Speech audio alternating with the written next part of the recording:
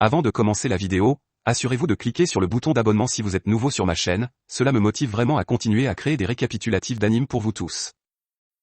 L'histoire commence avec Yui parlant à son ami d'enfance Yuki, et Yuki lui dit de cesser d'interagir avec lui car cela pourrait créer des rumeurs gênantes. Yui déclare qu'elle se moque des rumeurs et mentionne que les cheveux de Yuki ont encore poussé, se demandant s'il veut qu'elle les lui coupe comme la dernière fois. Yuki mentionne que Yui ne change jamais, et il accepte de se faire couper les cheveux. Yuki se demande ensuite comment va l'autre monde, et un cercle d'invocation apparaît dans leur classe.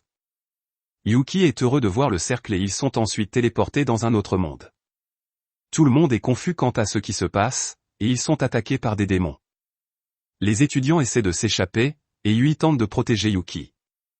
Yuki envoie alors le démon voler, et personne ne le voit le faire. Il s'enfuit ensuite avec Yui, et des soldats arrivent pour combattre les démons. En voyant les démons et les humains se battre, Yuki se demande ce qui se passe et pense que ces guerres auraient dû se terminer maintenant. Il ressent alors une sensation étrange provenant d'un des démons et pense que c'est une malédiction. Une dame chevalier arrive alors et dit aux étudiants de battre en retraite car ce n'est pas sûr ici. Elle part ensuite combattre les démons avec un chevalier, et les étudiants pensent qu'ils sont forts. Les étudiants s'enfuient alors du champ de bataille. La scène change, et les étudiants sont maintenant au palais, et le roi les remercie d'être venus en leur heure de besoin. Il mentionne que le royaume de Distinia est envahi par des démons, et c'est similaire à la guerre d'il y a 5 ans. Le roi mentionne que c'est le destin que les héros soient venus à leur secours, et la princesse déclare qu'elle sait qu'ils doivent être confus, mais un héros est venu à eux il y a 5 ans également et a mis fin à la guerre qui faisait rage dans leur monde. Yuki pense que cela fait déjà 5 ans, et la princesse mentionne qu'elle sait que ce monde pourrait leur sembler étranger, mais elle veut qu'ils prêtent leur aide. Les étudiants pensent qu'ils ne savent pas se battre, mais ils ne veulent pas être jetés hors du château et laissés à eux-mêmes. Les étudiants acceptent de les aider, et la princesse mentionne qu'ils ont préparé des chambres pour eux et leur dit de se reposer pour la journée. Plus tard, Yuki retrouve Yui dans le couloir, et il lui dit de ne pas s'inquiéter, mentionnant qu'il la protégera de tout danger qui pourrait survenir. La scène passe aux étudiants masculins pratiquant l'escrime, et les étudiantes pratiquant la magie, et Yuki remarque que Yui a un talent pour la magie. Yuki essaie ensuite de retourner s'entraîner, et il rencontre la chevalière Elka en chemin. Elka pense que Yuki prend ça à la légère, et elle mentionne que ce monde est plus dangereux qu'il ne le pense, et il devrait retourner s'entraîner à moins qu'il ne veuille qu'elle le force à le faire.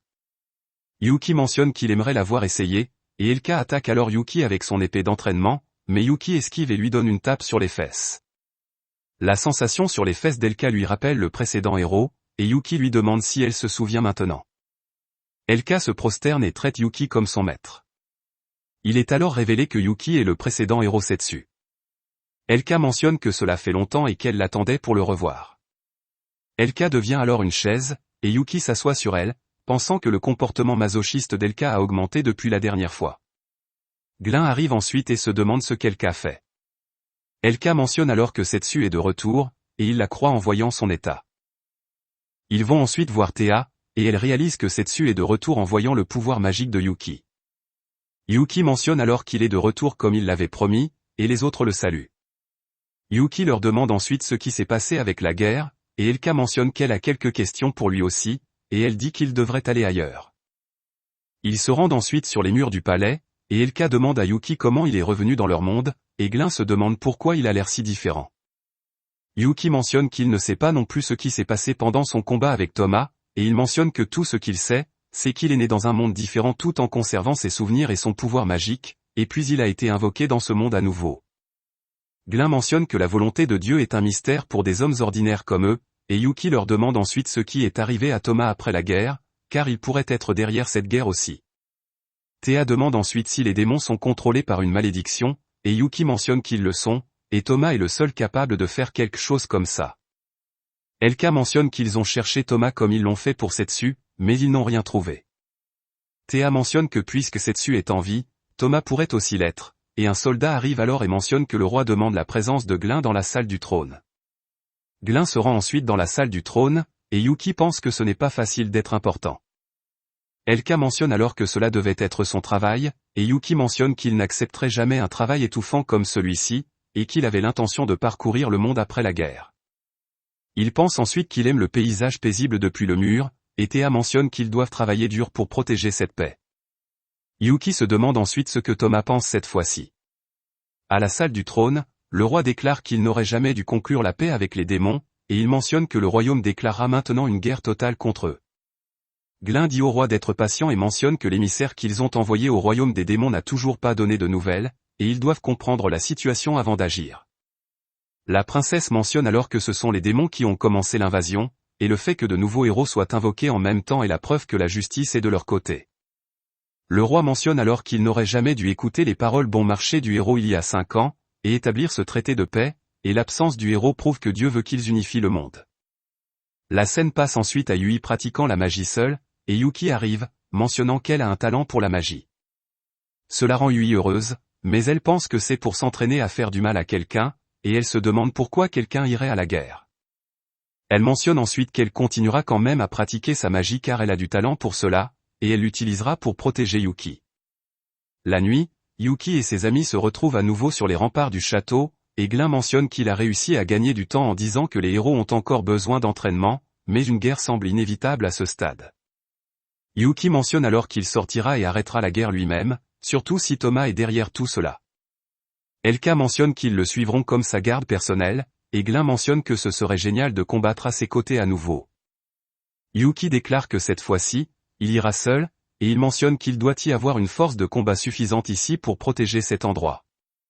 Ils essaient de refuser, mais Yuki mentionne qu'ils devraient l'écouter s'ils sont sa garde personnelle. Ils pensent alors qu'ils ne peuvent pas refuser une demande comme celle-ci, et Yuki mentionne qu'il doit maintenant obtenir ce dont il a besoin. Le lendemain, Yuki et les autres utilisent un sort d'invisibilité pour essayer de voler l'épée de Yuki dans le château, et cela rappelle à Yuki ses jours d'exploration de donjon. Elka bat alors le garde, et ils entrent dans la salle de stockage. Yuki récupère alors son épée Kuromaru, et les gardes remarquent le garde inconscient, mettant le palais en état de confinement. Glin mentionne ensuite qu'il lui achètera du temps, et Théa dit qu'elle l'aidera. Yuki sort ensuite du palais avec Elka, et Elka mentionne qu'elle l'attendra de son retour. Yui rencontre Yuki à l'extérieur du palais, et elle lui demande où il va. Yuki dit alors à Yui que c'est la 2e fois qu'il est invoqué dans ce monde, et il va rencontrer une vieille connaissance pour mettre fin à cette guerre. Yui déclare qu'elle viendra avec lui, et Yuki mentionne que ce sera dangereux pour elle. Yuki mentionne alors qu'il part parce qu'il ne veut pas mettre Yui en danger, et Yui comprend, lui disant de fermer les yeux un moment. Yui utilise ensuite la magie du vent et de feu pour couper les cheveux de Yuki, mentionnant qu'elle fera de son mieux pour devenir plus forte afin de le protéger dans ce monde. Ils se disent ensuite au revoir, et Yuki part pour son nouveau voyage. L'histoire continue, et nous voyons qu'un artisan refuse de vendre une broche à un jeune homme. L'artisan mentionne qu'il met tout son cœur et son âme dans chacune de ses créations et qu'il ne la vendra pas à quelqu'un qui ne peut même pas en comprendre la vraie valeur. Le jeune homme lui demande alors combien il veut pour la broche, et la petite fille de l'artisan, Ruri, lui demande si le client est un râleur. Le jeune homme donne ensuite à l'artisan un sac de pièces d'or, et l'artisan lui vend volontiers la broche. Le jeune homme part, et Ruri dit à son grand-père qu'il lui a dit que la fierté est la chose la plus importante pour un artisan. Son grand-père mentionne que c'est correct, et qu'un artisan ne peut rien faire sans fierté, mais il y a des exceptions, et l'argent en est une. Plus tard, l'artisan décède, et on organise des funérailles pour lui. Ruri quitte ensuite la maison pour terminer le dernier travail de son grand-père, et elle part dans une voiture. En conduisant à travers la forêt, elle entend des bruits, et le cheval s'arrête. Le cheval ne bouge pas quoi qu'elle fasse, et ils sont alors attaqués par un monstre. Le monstre renverse le chariot, et la broche que Ruri livre tombe. Ruri ramasse la broche, et elle essaie de partir, mais le monstre l'arrête. Ruri essaie de raisonner avec le monstre en disant qu'elle ne sera pas savoureuse même s'il la mange, et elle essaie même d'offrir de l'argent au monstre, mais le monstre tente toujours de l'attaquer. La scène change, et nous voyons que Setsu a vaincu le monstre. Ruri lui demande s'il veut de l'argent, et elle mentionne qu'elle ne l'a pas actuellement, mais elle peut lui rédiger une facture. Setsu mentionne qu'il n'a pas besoin d'argent, car il passait simplement par là, et Ruri mentionne que son grand-père lui a dit qu'il n'y a pas de repas gratuit, alors elle devrait régler tout avec de l'argent. Setsu mentionne que son grand-père semble être méprisable, et il rappelle à Ruri le jeune homme qui a apporté la broche. Setsu déclare que c'est dangereux pour elle de transporter des marchandises sans garde, et Ruri mentionne qu'elle était pressée, alors elle n'a pas pu trouver quelqu'un pour prendre le travail. Setsu lui dit ensuite que l'argent ne lui servira à rien si elle meurt, et il essaie de partir, mais Ruri lui demande s'il veut être son garde. Elle mentionne qu'elle le paiera, et Setsu déclare qu'il a ses propres affaires à régler, alors elle devrait trouver quelqu'un d'autre. Ruri insiste toujours, et elle déclare qu'elle doit livrer ce colis. Setsu accepte alors de l'accompagner à la ville portuaire suivante, et il mentionne qu'il n'aura besoin d'aucun argent. La scène passe à eux partant à cheval, et Ruri est triste de laisser ses marchandises derrière. Setsu lui dit qu'il a seulement accepté d'être son garde, pas son porteur. Setsu lui demande ensuite si elle a son précieux colis dans ce sac, et Ruri mentionne qu'elle ne le lui montrera pas car c'est vraiment précieux. La scène change, et ils arrivent à la ville portuaire de Marsène. Setsu pense que cette ville a beaucoup grandi, et Ruri mentionne qu'après la guerre, le commerce a considérablement augmenté. Ruri lui demande s'il est déjà venu ici, et Setsu mentionne qu'il est venu avant que le commerce ne décolle. Ruri déclare qu'elle louera un navire d'ici, et la scène passe aux marins qui refusent de l'emmener sur le continent démoniaque. Il mentionne que, puisqu'il y a une guerre en cours, tous les navires ont été annulés pour l'avenir prévisible. Ruri demande alors à d'autres marins de l'emmener au royaume démoniaque, mais tous la refusent en raison de la guerre en cours. Un groupe de chevaliers arrive alors, et il demande à Ruri de montrer ses documents d'identification de marchand. Ruri montre sa carte d'identité et il n'arrive pas à croire que même les femmes et les enfants jouent à être marchands de nos jours. Ruri essaie de rire de leurs remarques, et il lui demande ensuite de leur montrer le sac en cuir. Ruri refuse, et elle mentionne que c'est une marchandise vraiment importante. Les gardes pensent que c'est suspect, et ils mentionnent qu'ils confisqueront ce sac. Setsu arrête alors les gardes, et il leur demande s'ils ont une autorisation pour inspecter les colis. Les gardes essaient ensuite de l'intimider en le menaçant de tirer leurs épées, mais ils battent en retraite quand une foule se rassemble à la scène. Ruri remercie ensuite Setsu, et elle lui demande combien elle lui doit pour ce service. La scène passe à eux déjeunant, et Setsu mentionne que c'était impressionnant comment elle gardait le sourire même si les gardes étaient si stupides.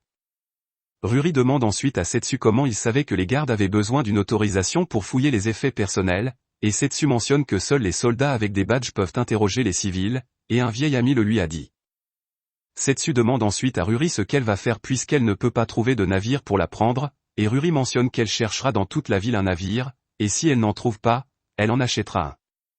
Setsu mentionne que cela lui coûterait beaucoup d'argent, et il déclare qu'il a une idée. Il mentionne qu'il se rendait au royaume démoniaque, alors il peut l'emmener avec lui, mais elle devra se reposer à une auberge ce soir-là. Setsu mentionne qu'elle est tellement fatiguée qu'elle ne peut même pas manger et qu'elle a besoin d'un bon repos. Ruri accepte sa condition, et elle lui demande s'ils peuvent partager les frais de l'auberge. La scène change pour les montrer dans une chambre à l'auberge, et Setsu a fini son bain. Ruri demande alors à Setsu de garder son colis pendant qu'elle prend son bain, et Setsu lui demande si elle en est sûre, car ce paquet est important pour elle. Ruri mentionne que c'est bien, car elle sait qu'elle peut lui faire confiance. Ruri montre ensuite la broche à Setsu, et elle mentionne que c'est le dernier travail que son grand-père a accepté. Setsu reconnaît la broche, et Ruri lui dit que son grand-père était un célèbre bijoutier. Elle a entendu dire que personne à Distigna ne pouvait faire des bijoux aussi bien que lui. Un jour, quelqu'un est venu demander une réparation de cette broche que son grand-père avait autrefois faite, et il a accepté le travail. Son grand-père n'avait pas beaucoup de temps, mais il a terminé les réparations.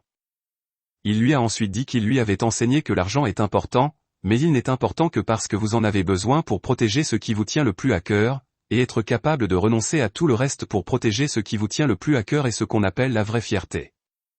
Il a ensuite confié à Ruri la livraison de la broche, et elle a promis de la livrer. Setsu prend ensuite la broche, et Ruri part prendre son bain. Ruri lui demande de ne pas prendre son argent, et elle pense qu'elle pourra tenir sa promesse grâce à quelqu'un de très gentil. Setsu remarque alors que c'est la broche sur laquelle il a jeté un sort de protection, et il se demande si le propriétaire de la broche va bien. La scène passe à eux qui dorment, et Setsu ne peut pas dormir parce que Ruri le frappe dans son sommeil. Les chevaliers d'auparavant entrent alors dans l'auberge, et ils demandent où est la jeune marchande et son garde. Ils mentionnent qu'ils sont soupçonnés d'espionnage pour les démons, et les gardes se rendent dans leur chambre. Setsu quitte alors la chambre par la fenêtre avec Ruri, et les gardes les suivent. Ils les cherchent dans la ville et les rattrapent enfin après un moment. Setsu les échappe de nouveau, et ils le poursuivent. Ils les mènent ensuite dans une ruelle pleine d'ordures, et ils trébuchent sur des bouteilles.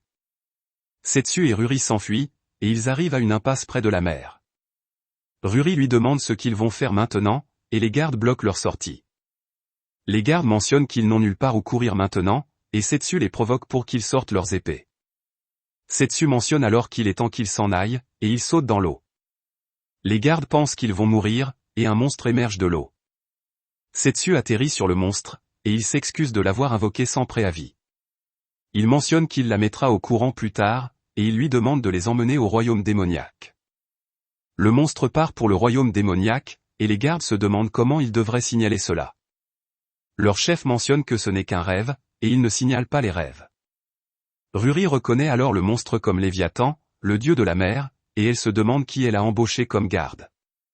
Le royaume démoniaque apparaît alors à l'horizon, et il s'y dirige. L'histoire continue, et Setsu regarde Léviathan combattre un calmar. Setsu s'amuse à regarder un combat de Keiju, et Léviathan demande à Setsu de l'aider. La scène change, et Setsu présente Léviathan à Ruri, et Léviathan mentionne que Ruri a de la chance de la rencontrer. Léviathan demande ensuite à Setsu pourquoi il ne l'a pas aidée, et Setsu mentionne qu'il pensait qu'elle s'en sortirait seule. Léviathan se met en colère contre Setsu, et elle mentionne que ce n'était pas gentil de sa part de l'appeler après 5 ans, et de la faire traverser le royaume démoniaque. Ruri les interrompt alors, et elle demande à Setsu ce qu'ils vont faire avec le calmar. Léviathan mentionne qu'ils peuvent laisser Setsu s'en occuper, et Setsu prépare des anneaux de calmar avec le calmar. Ruri et Léviathan apprécient les anneaux de calmar, et Léviathan mentionne que le village de pêche démoniaque de Volsé est proche, et de l'autre côté de la montagne se trouve le château du roi démon. Setsu mentionne que le colis de Ruri est censé aller au château, et il déclare qu'il a des affaires avec le destinataire également.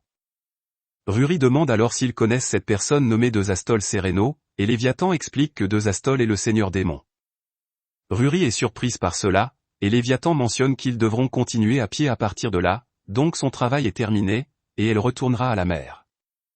Setsu demande alors à Léviathan si elle ne vient pas avec eux, et Léviathan mentionne qu'elle a tenu sa promesse et qu'elle a maintenu la paix sur les mers, mais 5 ans plus tard, Setsu revient seulement pour la traiter comme un bateau. Setsu mentionne qu'il s'est passé beaucoup de choses pendant ce temps, et quelques enfants démons apparaissent alors, et il leur demande s'ils se disputent amoureusement. Il mentionne qu'un homme doit s'excuser dans ces cas-là, et Setsu dit aux enfants de prendre des anneaux de calmar et de partir. Les enfants adorent les anneaux de calmar, et ils demandent à Setsu d'en faire aussi pour leurs parents. Léviathan déclare alors qu'il y en a beaucoup plus disponibles, et il transporte ensuite le calmar jusqu'au village des enfants. Pendant ce temps, dans le village, les habitants ont des problèmes pour pêcher en raison de l'apparition du monstre calmar, et ils mentionnent que les marchands ont également arrêté de venir ici en raison de la guerre. Ils pensent qu'ils manqueront de nourriture à ce rythme, et ils mentionnent qu'ils n'ont pas d'autre choix que de combattre ce calmar. Setsu arrive alors au village, et il leur demande s'il peut mettre son calmar ici, et les villageois sont surpris de voir que le monstre calmar a déjà été vaincu. La scène change pour montrer le village en train de faire la fête, et les villageois traitent Léviathan avec respect car elle est la déesse de la mer. Setsu et Ruri vendent des anneaux de calmar pendant le festival, et Léviathan dit à Setsu de travailler plus rapidement. Setsu découpe ensuite le calmar, et il fabrique plus d'anneaux de calmar pour servir tout le village. Pendant ce temps, Vlad, le chef de la garde personnelle du seigneur démon, arrive au village, et voyant toutes les lumières dans le village, il pense que le village pourrait être en feu. Il pense que des humains ont peut-être envahi le village, et il mentionne qu'il protégera le village à tout prix, et il se dirige vers le village. Pendant ce temps, presque tout le monde dans le village s'est évanoui après avoir bu, et Ruri est également ivre de jus. Ruri demande ensuite à Léviathan comment elle connaît Setsu, et Léviathan mentionne que Setsu a essayé de traverser son océan sans sa permission il y a 5 ans, et elle s'est battue contre lui. Après l'avoir vaincu, il lui a demandé de l'aider à finir la guerre. Léviathan pense qu'en réalité, elle a fait des ravages, et Setsu l'a vaincu d'un seul coup. Léviathan pense ensuite que Setsu doit être populaire à Distinia, et Ruri se demande si elle parle de Setsu, le héros qui a mis fin à la guerre. Elle ne peut pas croire que Setsu soit ce Setsu, et elle pense que cela explique comment il connaît le seigneur démon et la déesse de la mer. Elle se demande pourquoi quelqu'un comme lui deviendrait son garde, et Ruri se demande si le nombre d'accidents dans l'océan a diminué en raison de la relation de Setsu avec Léviathan, et Léviathan mentionne que Setsu lui a demandé de maintenir la paix dans l'océan. Léviathan mentionne que c'est affreux de la part de Setsu de revenir soudainement et de la traiter comme un bateau, et Ruri se demande si Léviathan en veut à Setsu. Léviathan mentionne que ça va, car elle a pu revoir Setsu, et Ruri mentionne qu'elle doit vraiment aimer Setsu. Cela fait rougir Léviathan, et elle mentionne que la déesse de la mer ne peut pas être amoureuse d'un humain, mais elle admet qu'elle l'attendait. Vlad entre ensuite dans le village, et il demande à tout le monde s'ils vont bien. Il remarque ensuite que le village fait la fête, et la scène coupe à Léviathan et Ruri assises près de la mer, et Léviathan grignote du poisson cru. Vlad arrive alors, et il s'excuse pour son comportement impoli plus tôt. Il mentionne qu'il est surpris de la voir dans le village sous sa forme humaine, et il remarque aussi que Setsu est là. Il mentionne que c'était difficile de le reconnaître dans sa nouvelle forme, et Setsu se demande ce que l'officier le plus proche du Seigneur Démon fait dans cet endroit. Il se demande si c'est à cause de la guerre, et Vlad déclare qu'il cherchait Léviathan, mais il ne s'attendait pas à tomber sur Setsu ici. Il mentionne qu'il commence à voir un rayon d'espoir, et il leur demande de sauver le Seigneur Démon. Vlad explique alors que le Seigneur Démon est demandé en mariage par un homme nommé Terence Nitter, et il mentionne que l'homme essaie de soumettre le Seigneur Démon par une malédiction. Setsu mentionne que Deza devrait pouvoir résister à la plupart des malédictions, et Vlad mentionne que le marchand a apporté un collier maudit puissant. Vlad demande ensuite à Setsu s'il est au courant de la guerre qui a éclaté il y a un mois lorsque les humains les ont envahis, et Setsu est surpris d'entendre que les humains les ont envahis. Vlad explique alors qu'un des villages côtiers a été attaqué par des soldats en armure massive, et ils ont même laissé derrière eux le drapeau de Distinia. Ils ont réussi à les repousser d'une manière ou d'une autre, mais les soldats ont attaqué plusieurs fois depuis, et l'émissaire du Seigneur Démon n'est toujours pas revenu. Profitant de la réticence du Seigneur Démon à aller en guerre, un homme a proposé de négocier la paix, et cet homme était Terence Nitter. Setsu se demande si ce gars est assez puissant pour arrêter la guerre, et Vlad mentionne qu'il est au sommet du monde d'une manière différente de Setsu. Ruri explique alors que Terence Nitter est le marchand le plus riche du monde et le chef de la Terran Trading Company. Elle mentionne que la plupart des navires marchands en mer lui appartiennent, et Vlad déclare qu'il a sa prise sur tout l'argent du monde, et aussi bien les humains que les démons ont besoin de l'aide des marchands pour mener une guerre intercontinentale. Setsu ne peut pas croire que Deza soit prêt à devenir esclave pour arrêter la guerre, et Léviathan rappelle à Setsu qu'elle a promis à Setsu de maintenir la paix. Léviathan mentionne qu'ils ne peuvent pas la laisser seule, et la scène coupe à eux en route vers le château du Seigneur Démon. Setsu mentionne que cela lui rappelle des souvenirs, et il déclare qu'ils utilisaient cette route pour lancer des attaques surprises sur le château du roi démon à l'époque. Quelques monstres les entourent, et Léviathan mentionne qu'elle s'occupera des monstres. L'histoire remonte alors dans le temps de quelques instants, et Vlad leur dit que la date du mariage n'est pas claire, mais puisque le Seigneur Démon a accepté, il ne devrait pas perdre un moment. Vlad explique que Terran est entouré de gardes compétents, et la route vers le château est également infestée de monstres. Il demande à Setsu de conserver son pouvoir magique, et Léviathan mentionne qu'elle le protégera en chemin. Ils partent ensuite, et l'histoire retourne au présent. Léviathan s'occupe des monstres, et elle demande à Setsu quel est leur plan. Setsu mentionne que c'est évident, et il déclare qu'il fera sauter tout ce mariage avec ce gars Terran. Léviathan demande alors à Setsu comment il va arrêter la guerre sans le marchand, et Setsu mentionne qu'à ses yeux, cette guerre est orchestrée par le marchand. Il pense que cela n'a pas été fait ni par Distinia ni par les démons, et que quelqu'un l'a mis en place. Setsu mentionne qu'il ne sait pas qui est le cerveau, mais il est sûr que Terran sait quelque chose à ce sujet. Certains monstres les attaquent à nouveau, et Léviathan les bête facilement. Setsu se demande si Léviathan est devenue plus forte, et Léviathan déclare qu'elle n'a pas dormi pendant tout le temps où Setsu était parti. Il se dirige ensuite vers le château du Seigneur Démon, et Léviathan pense qu'avant de rencontrer Setsu, elle n'avait aucun intérêt pour ce qui se passait sur la côte, et elle passait tout son temps à dormir au fond de l'océan. Mais après l'avoir rencontré, elle a découvert à quel point ce monde est vraiment beau, et elle veut que ce monde reste paisible pour toujours. L'histoire se poursuit, et le Seigneur Démon de Zastrol pense qu'elle a vécu une longue vie et qu'elle sait que le monde est au-delà de son contrôle.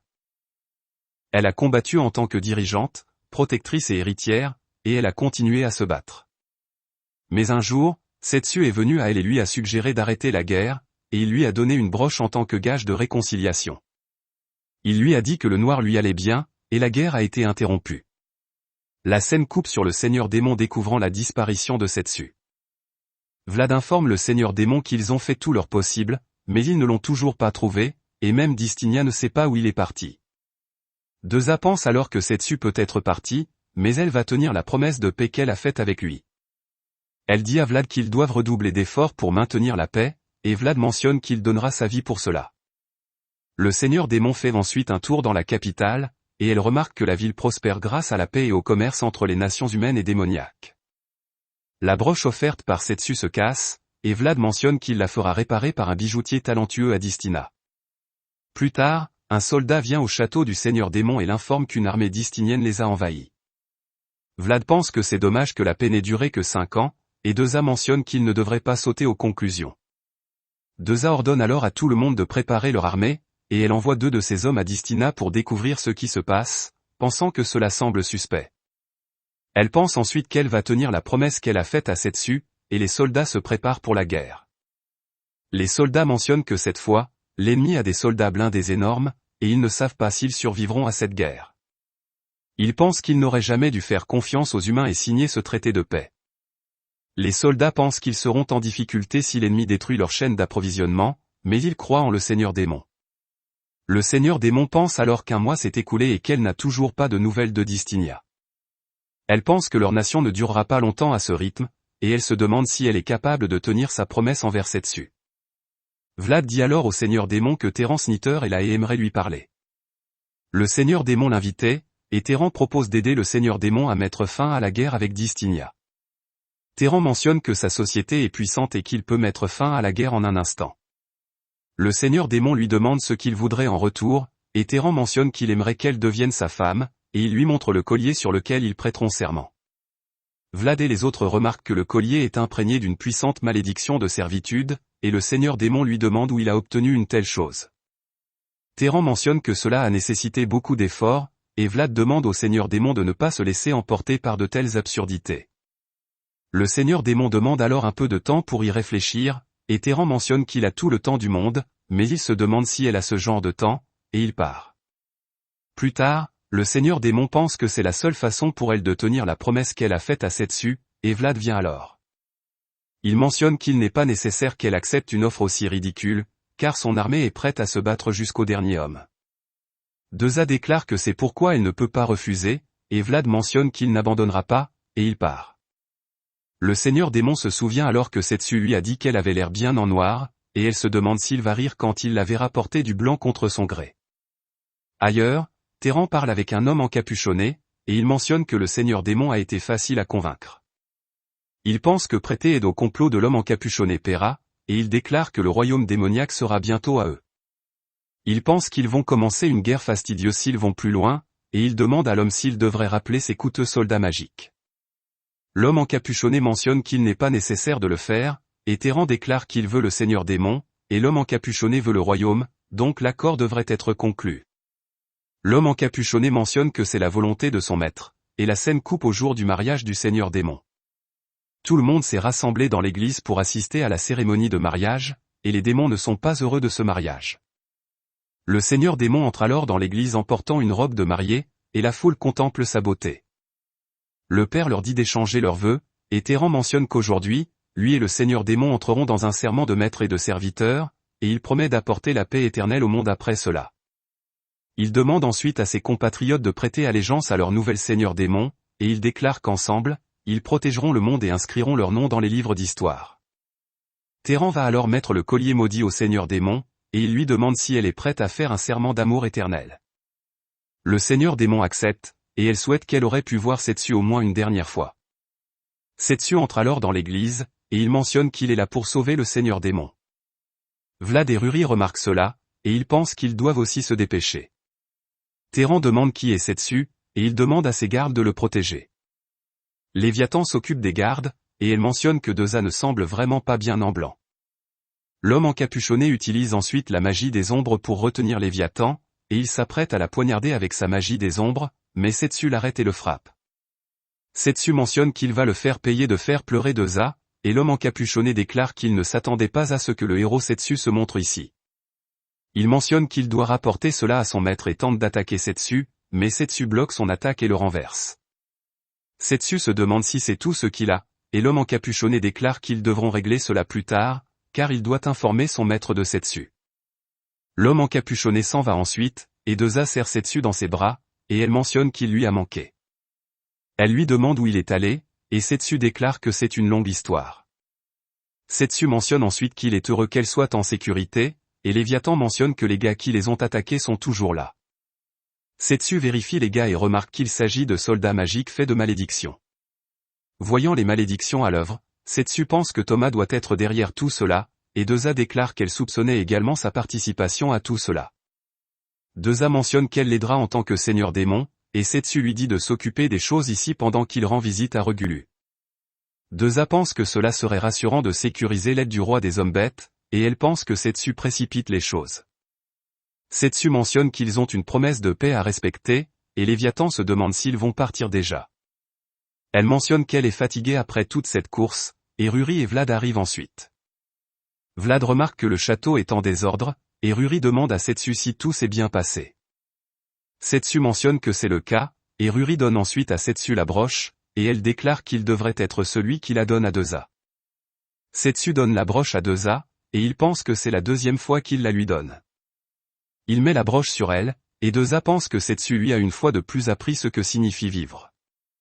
Plus tard, l'armée nettoie le château, et Deza dit à Setsu qu'elle aurait aimé l'accompagner, mais ce n'est pas le moment pour un dirigeant de quitter son trône.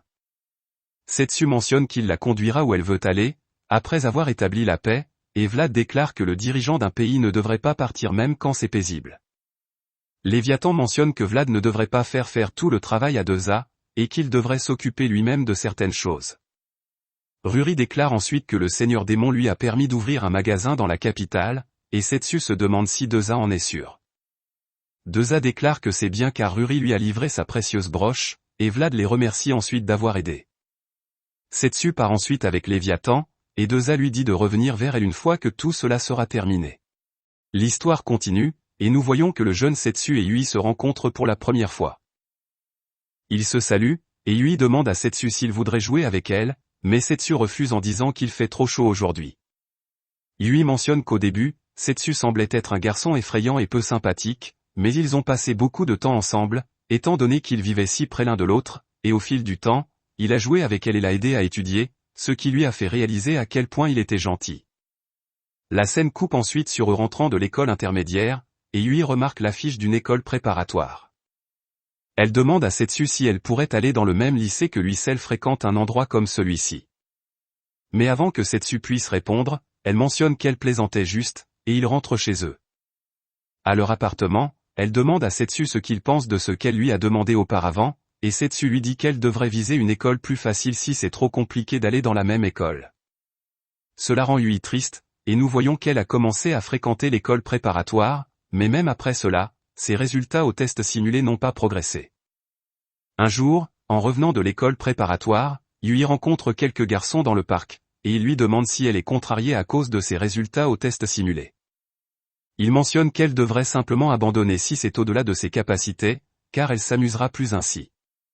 Il lui demande ensuite d'arrêter d'étudier et de traîner avec eux, et Setsu arrive alors. Il mentionne qu'il devrait s'en prendre à quelqu'un d'autre car ils sont occupés à étudier, et les gars partent en pensant que Setsu est son petit ami. Setsu mentionne alors que ces gars disaient la vérité, et dépasser ses limites ne l'aidera pas. Yui mentionne qu'elle n'abandonnera pas même si on lui dit qu'elle n'est pas assez bonne.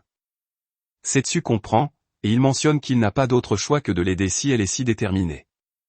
Il mentionne qu'il ne sera pas indulgent même si elle essaie de se plaindre, et Yui le remercie, pensant que tout ce qu'elle veut, c'est rester avec la personne qu'elle aime. L'histoire revient maintenant au présent, et nous voyons que les étudiants téléportés dans l'autre monde pratiquent la magie à Distinia, et ils s'améliorent. Yui est la meilleure d'entre eux, et les exercices d'entraînement sont ensuite terminés. Elka complimente Yui pour sa performance, et les autres quittent le terrain d'entraînement, mais Yui va après Elka et Glin. Elle leur demande s'ils sont les compagnons de Setsu depuis la dernière fois qu'il était ici, et ils mentionnent que c'est le cas. Elka mentionne que Setsu a le pouvoir d'attirer les gens, et elle déclare qu'elle le respecte énormément. Elle souhaite rester à ses côtés pour toujours et contempler le même paysage que lui. Elka demande ensuite à Yui pourquoi elle est ici, et Yui se demande s'il pourrait lui donner un entraînement spécial, car elle veut être avec Setsu aussi. Elka emmène ensuite Yui sur les remparts du château et lui montre le monde paisible créé par Setsu. Elle mentionne que Setsu se bat quelque part même pendant qu'il parle, et en tant que compagnon de Setsu, ils sont prêts à sortir et l'aider à tout moment. Yui mentionne qu'elle a aussi le désir d'aider Setsu, mais elle n'a pas la force nécessaire pour cela, et elle demande à Elka un combat simulé. Elka accepte et sort son épée, passant à l'offensive. Yui se défend contre ses attaques et utilise la magie pour les contrer. Ils s'affrontent pendant un certain temps, et Elka arrête ensuite le combat. Elka dit alors à Yui qu'elle est devenue plus forte qu'elle ne le réalise, et elle mentionne que tous les enfants venus de l'autre monde sont exceptionnels, mais elle est spéciale même parmi eux. Elle mentionne que Yui manque encore quelque chose pour se tenir aux côtés de Setsu, et elle l'emmène dans les égouts sous le château. Elka mentionne que ces égouts sont infestés de monstres, et ils utilisent parfois cela comme terrain d'entraînement final pour les soldats. Yui ne comprend pas ce qu'Elka essaie de dire, et un monstre sort de l'eau. Elka dit à Yui de ne pas avoir peur, de combattre le monstre, et Yui attaque le monstre avec son sort de feu. Elle dit ensuite à Elka qu'elle l'a attaqué, et Elka lui dit de ne pas baisser sa garde, et nous voyons que le monstre est toujours en vie. Le monstre attaque ensuite Yui et réussit à lui égratigner le bras. Yui utilise ensuite un autre sort de feu pour envoyer le monstre voler, et Elka lui dit de l'achever.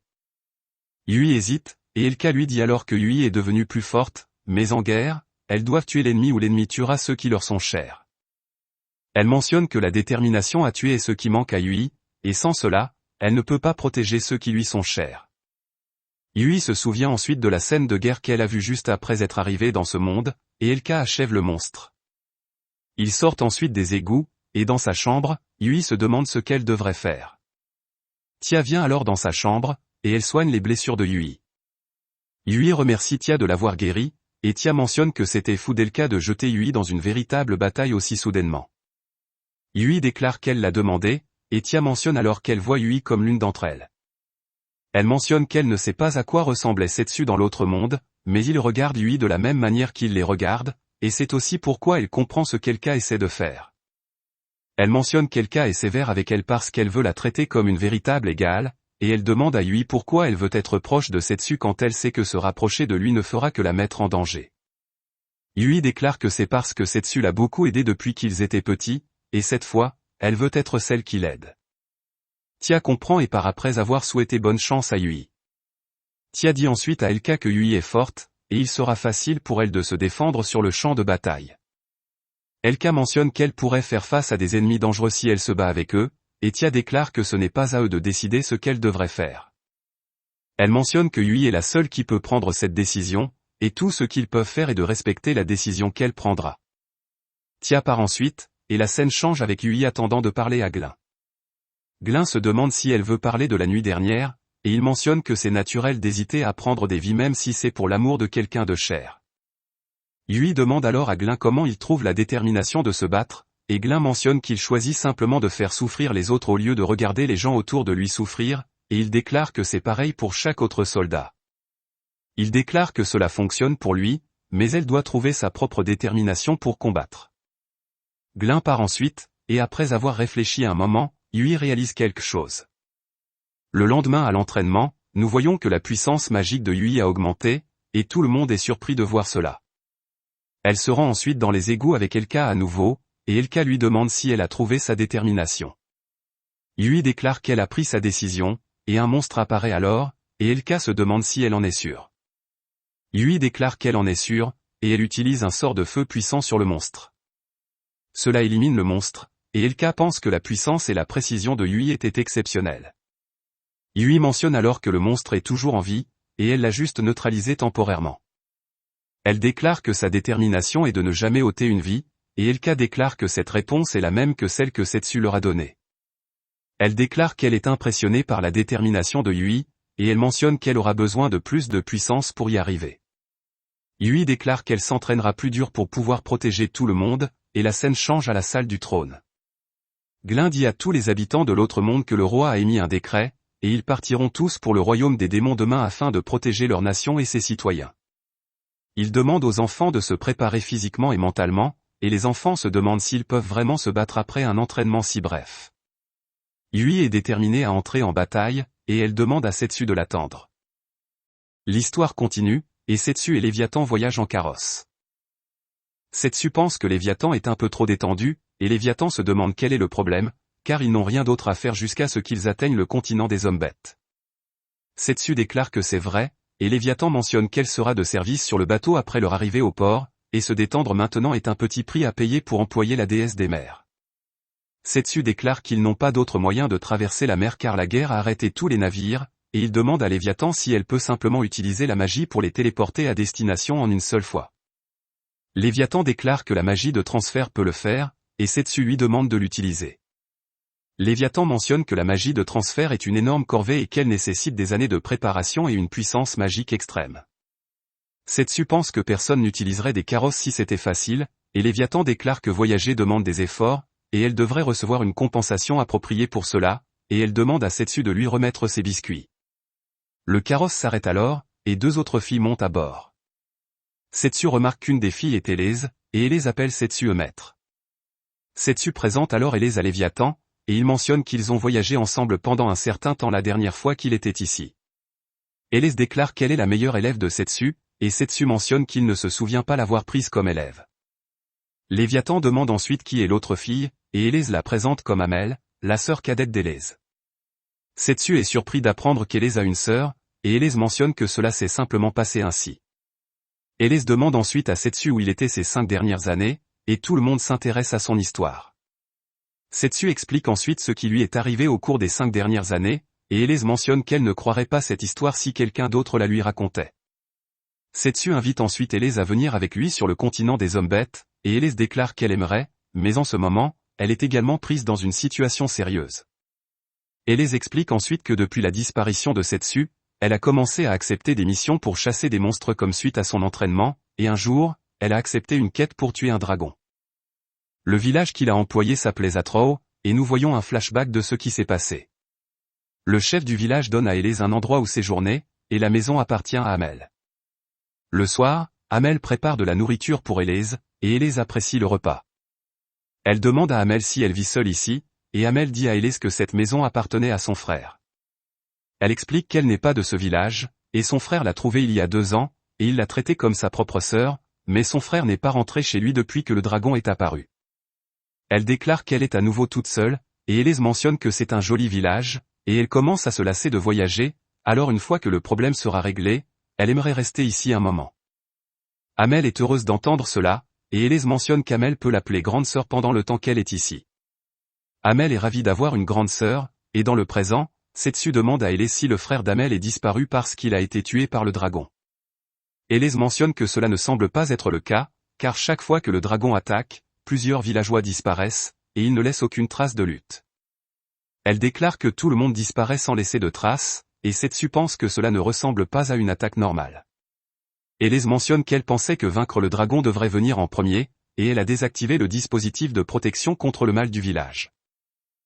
Amel lui a dit que désactiver la protection attirerait le dragon ici même, et Élèse a mentionné qu'elle prévoyait d'attirer le dragon et de le battre ici. Amel lui a dit que cela la mettrait en danger, et Élèse a mentionné qu'elle irait bien, et elle a demandé à Amel de rentrer chez elle car cela allait devenir dangereux. Amel a ensuite montré à Élèse un papillon, et elle a mentionné qu'elle était douée pour attraper ceci, et Élèse déclare que cela semble étrange quand Amel l'appelle grande sœur. La scène passe ensuite au dragon attaquant le village, et Élèse combat le dragon. Elle blesse le dragon, mais le dragon s'enfuit, et lorsqu'elle est revenue au village, elle a remarqué que tout le monde dans le village avait disparu. Amel était la seule qui restait, alors elle a décidé d'aller en ville pour que quelqu'un puisse s'occuper d'elle. C'est là qu'ils sont tombés sur Setsu, Léviathan, et ils ont pris un lift sur leur carrosse. Léviathan pense que c'est grave qu'un village entier ait disparu, et Élèse déclare qu'en ce moment, elle veut juste retrouver le frère d'Amel et lui permettre de vivre une vie paisible dans le village, mais elle ne comprend pas ce qui se passe. Elle demande à Setsu s'il a des idées, et Setsu déclare qu'il n'a jamais entendu parler de quelque chose comme ça auparavant, mais il est prêt à aider. Cela rend Amel et Élèse heureuses, et Léviathan mentionne alors que des zombies pourraient être derrière cet incident. Elle déclare que tout le village pourrait être devenu des morts-vivants. Elle mentionne qu'il pourrait y avoir eu un nécromancien dans le village, et Setsu déclare que les zombies devraient augmenter en nombre, pas disparaître complètement. Léviathan déclare que cela doit être le zombie de l'ère rare, et Setsu lui demande comment elle expliquerait le dragon. Léviathan déclare que le dragon doit aussi être un zombie, et Setsu lui dit de prendre cela au sérieux. Léviathan se demande alors si cela pourrait être l'œuvre d'une sirène. Elle déclare que lorsque les marins disparaissent, c'est un fait qu'une sirène est derrière cela, et elle mentionne qu'il est dit qu'une chanson de sirène attire les hommes dans l'océan. Setsu mentionne que le village est dans les montagnes, et non sur les mers, et Léviathan déclare qu'il pourrait y avoir une sirène qui vit dans les montagnes. Amel déclare ensuite que les monstres marins ont une odeur distincte qui les rend faciles à identifier, et elle déclare que Léviathan n'a pas à s'inquiéter car elle ne sent rien du tout. Setsu spécule alors que le coupable est un extraterrestre, et il mentionne que dans son monde, les extraterrestres sont bien connus pour enlever des gens depuis leur soucoupe volante et les ramener dans leur monde. Léviathan dit alors à Setsu de prendre cela au sérieux, et Setsu pense que le dragon qui a attaqué le village pourrait être une espèce avancée comme Léviathan, et il pourrait être capable de se cacher parmi les villageois en prenant forme humaine. Setsu demande alors à Léviathan si elle pourrait faire disparaître des gens sans laisser de traces, et Léviathan mentionne qu'elle ne le peut pas. Hélès demande ensuite à Léviathan si elle est un dragon, et Léviathan mentionne qu'elle est la déesse des mers, et on ne devrait pas la comparer à un vilain dragon. Hélès est confuse d'entendre cela, et Léviathan demande à Hélès pourquoi le dragon n'a pas fait disparaître Amel. Le carrosse s'arrête alors, et le conducteur déclare qu'ils ne peuvent pas aller plus loin tant que l'eau ne se calme pas. Setsu demande ensuite à Hélès ce qu'elle va faire une fois arrivée en ville, et Hélès mentionne qu'elle retournera à Zatrao pour trouver des preuves sur les villageois disparus. Setsu lui demande ensuite pourquoi le dragon continuait d'attaquer le village encore et encore, et Léviathan pense que cela aurait pu être attiré par une puissance magique puissante. Setsu se demande alors pourquoi les gens ont disparu, et il pense que les gens ne peuvent pas disparaître comme ça, ils ont dû aller quelque part. Setsu se demande ensuite si la magie de transfert peut attirer un dragon, et il spécule peut-être que les attaques ont eu lieu après la disparition des gens, et non l'inverse.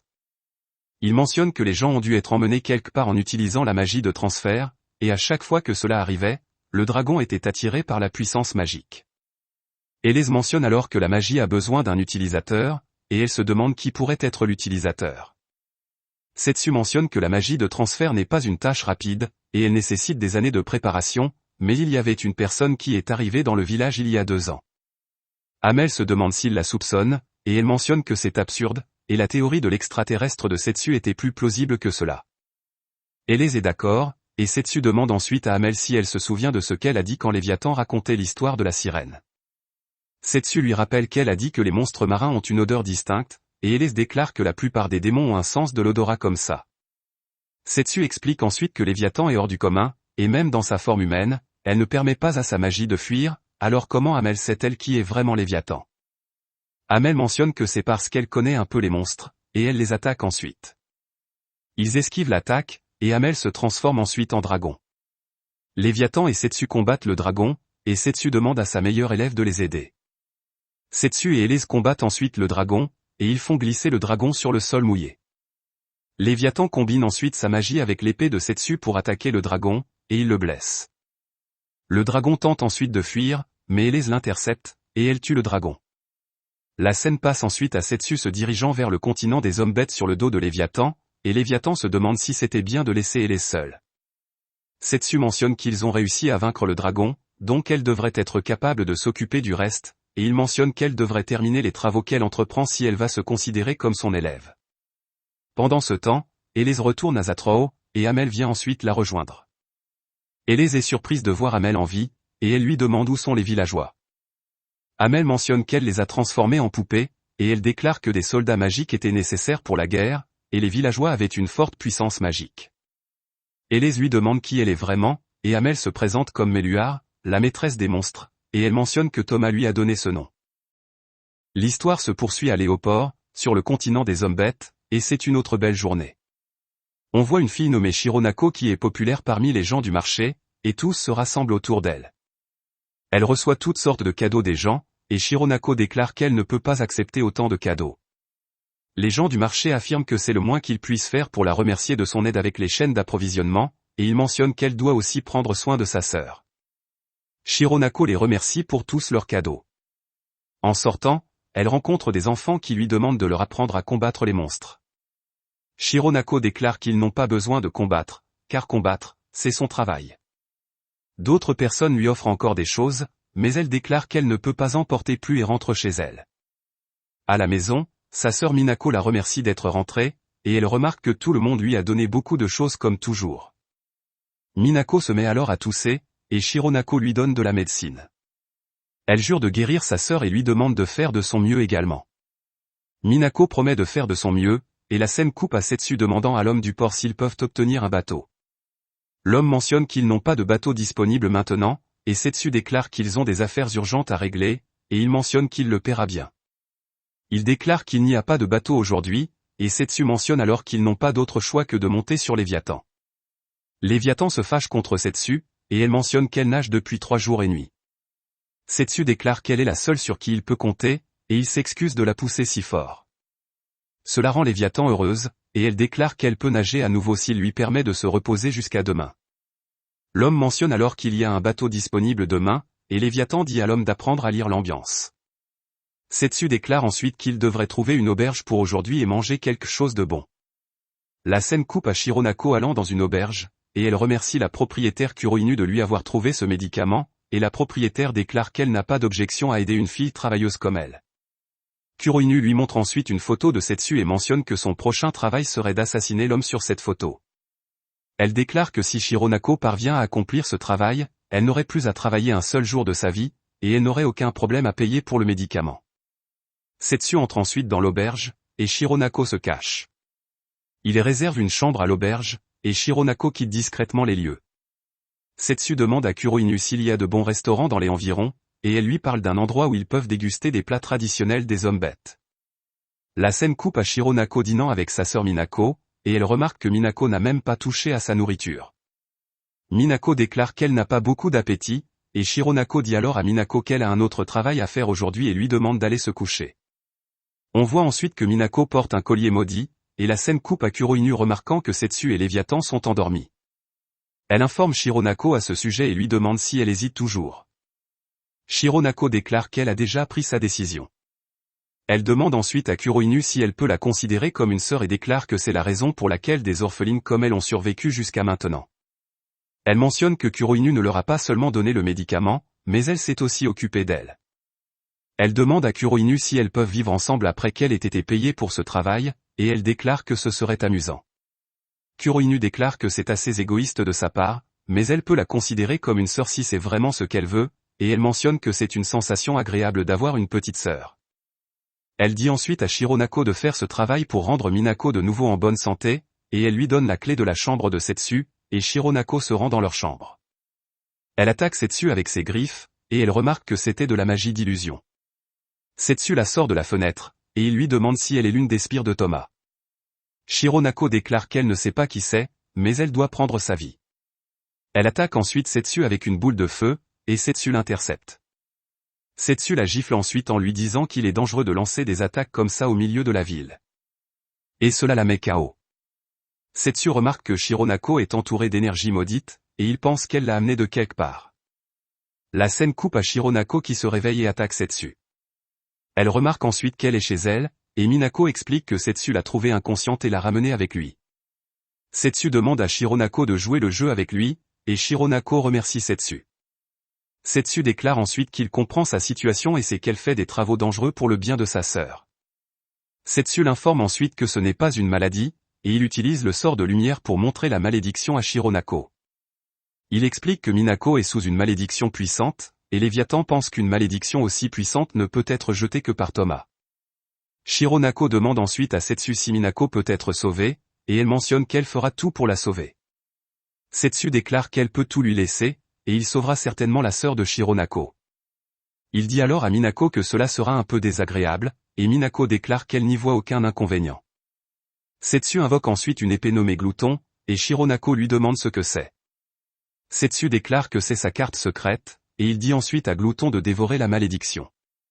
Minako souffre un peu pendant ce processus, et Shironako lui dit de tenir bon. Kuroinu essaie ensuite d'attaquer Setsu, mais Shironako intervient et encaisse l'attaque. Kuroinu lui dit alors qu'elle ne devrait pas protéger la cible qu'elle était censée assassiner, et Setsu pense qu'il ne peut pas arrêter le processus maintenant. Léviathan attaque ensuite Kuroinu, et Setsu lui demande si elle peut s'en occuper. Léviathan déclare qu'elle le peut, et elle se bat contre Kuroinu. Voyant le pouvoir magique de Léviathan, Kuroinu réalise qu'elle doit être la déesse de la mer, et elle déclare qu'elle ne pourra pas utiliser sa pleine puissance sur Terre. Kuroinu crée alors des clones d'elle-même et encercle Léviathan. Elle passe ensuite à l'attaque, et Léviathan élimine tous ses clones d'un seul coup, puis la bête avec sa prochaine attaque. Elle demande ensuite à Kuroinu ce que Thomas cherche, et elle mentionne qu'elle lui épargnera la vie si elle répond honnêtement. Shironako demande ensuite à Kuroinu pourquoi elle fait quelque chose comme ça, et Kuroinu déclare qu'elle devrait simplement se taire, car elle n'est qu'une petite misérable incapable d'exécuter un ordre simple.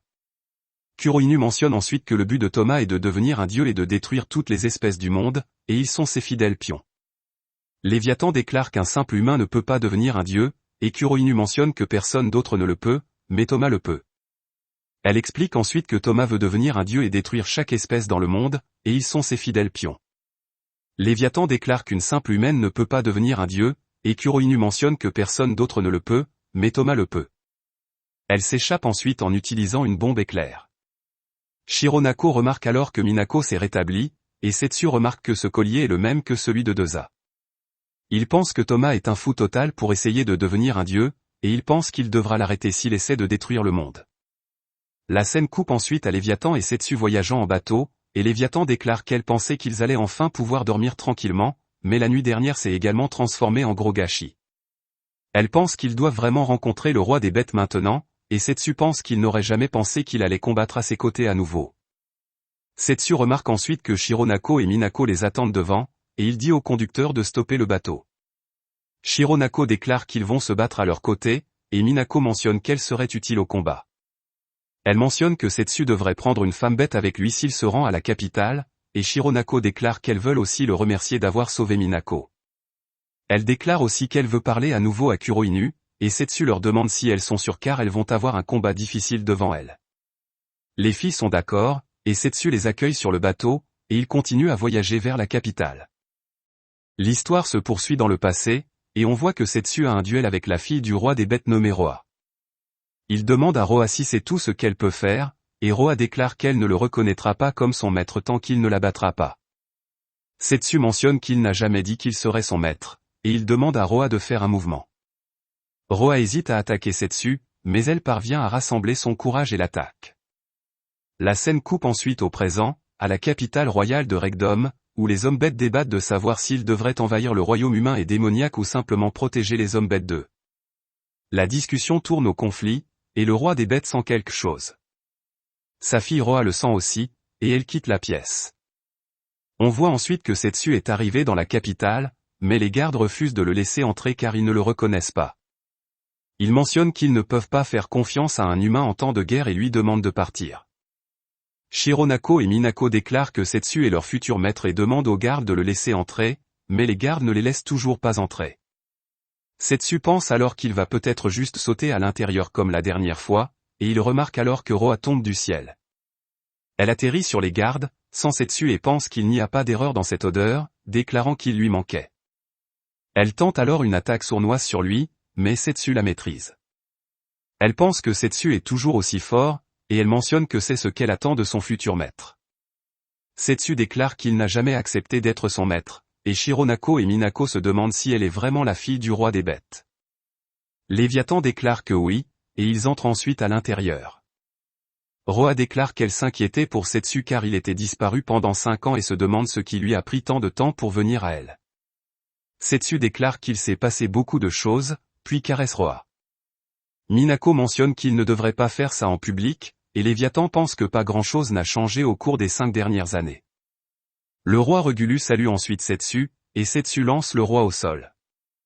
Regulu pense que Setsu est toujours aussi fort, et c'est ce qu'il attend du héros avec qui il a combattu. Setsu jette alors un coup d'œil à la salle du trône et pense que Regulu n'a pas beaucoup changé non plus. Regulu remarque ensuite que Setsu a l'air assez différent, mais son odeur est exactement la même. La scène coupe ensuite à tout le monde dans la salle du trône, et Regulu déclare qu'il devrait avoir un festin, mais avant cela, il devrait avoir un duel. Setsu mentionne que cela semble amusant, mais pour l'instant, il a des affaires urgentes à discuter. Regulu se demande s'il s'agit de la guerre, et Setsu déclare que c'est le cas, et Thomas est en vie. Il mentionne que Thomas complote pour tuer tout le monde, et Regulu déclare que lui et sa nation de Zodrago ne peuvent pas rester les bras croisés après avoir entendu cela. Regulu essaie d'accompagner Setsu pour combattre la guerre, mais Setsu déclare que Regulu devrait rester ici en renfort au cas où quelque chose arriverait ici. Roa déclare ensuite qu'elle devra y aller à la place, et Regulu mentionne quel sera le meilleur emplacement pour lui en termes de puissance. Un homme arrive alors et arrête Roa d'aller avec Setsu. Il mentionne que les humains et les démons sont leurs ennemis, et étant donné la situation de guerre, ils ne peuvent pas épargner de main-d'œuvre pour d'autres nations. L'homme se présente alors comme le commandant de l'armée Zodrago, Roga, et il déclare qu'il est le fiancé de Roa. Roa refuse cela, et Regulu déclare que Roga a raison, mais il fait confiance au héros Setsu. Roga mentionne que le héros est porté disparu depuis 5 ans, et ils ne peuvent pas être certains qu'il est toujours de leur côté. Certains hommes bêtes sont d'accord avec Roga, et Regulu déclare alors qu'ils ne peuvent régler cette affaire qu'avec un duel.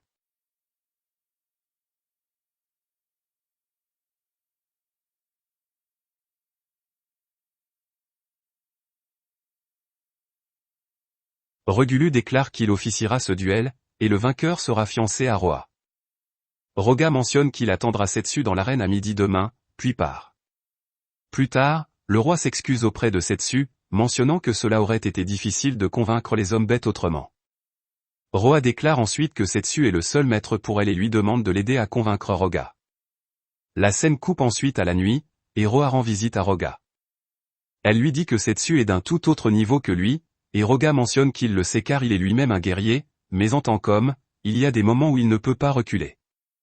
Roga mentionne ensuite qu'il a une chance de gagner, et il montre à Roa une rune qui lui a été donnée par un mage de l'Est.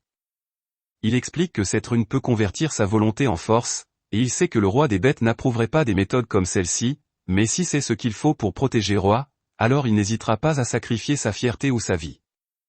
Roa quitte ensuite la pièce et pense que même dans un moment comme celui-ci, Roga ne la regarde toujours pas, et c'est pourquoi elle n'est jamais tombée pour lui. La scène passe ensuite au moment du duel, et toute la foule acclame Roga. Setsu pense que cela ressemble à un festival, et Roa lui souhaite bonne chance. Regulu mentionne que le match se terminera lorsque l'un des combattants ne pourra plus se battre, et il commence le duel. Roga charge Setsu et l'attaque avec ses griffes, mais Setsu esquive. Roga l'attaque ensuite avec sa griffe volante, et Setsu dévie l'attaque. Roga est surpris par la différence de force entre eux, et Setsu lui dit d'utiliser toute sa puissance. Roga se transforme alors en sa forme de bête, et Setsu le soulève et le lance. Les spectateurs n'en croient pas leurs yeux, et Setsu déclare que Roga devrait se rendre. Il mentionne qu'il est inutile de continuer plus loin, et il déclare qu'il ne veut pas blesser davantage la fierté des hommes bêtes de Roga. Roga refuse de se rendre et pense qu'il ne peut pas perdre ici, utilisant le pouvoir de la rune pour devenir plus fort. Léviathan remarque que c'est la malédiction de Thomas, et Roga attaque ensuite Setsu. Le roi ordonne à ses soldats d'évacuer le public, et Setsu pense que gagner autant de force d'une malédiction mettrait beaucoup de stress sur le corps. Léviathan donne ensuite à Setsu son épée, et Setsu pense qu'il doit calmer Roga. Roga charge ensuite Setsu, et Setsu lui coupe le bras, mais il repousse immédiatement. Roa demande alors à Roga d'arrêter, mentionnant que le duel est annulé, mais Roga ne peut pas l'écouter. Setsu dit à Roa de ne pas être négligente, mentionnant que la malédiction pourrait lui être transmise si elle n'est pas prudente. Roa déclare ensuite qu'elle peut au moins finir Roga elle-même sans le tuer, et Setsu mentionne qu'il y a un moyen de le sauver sans le tuer. Il déclare qu'il a un plan, mais il sera sans défense pendant son exécution, et Roa déclare qu'elle le protégera.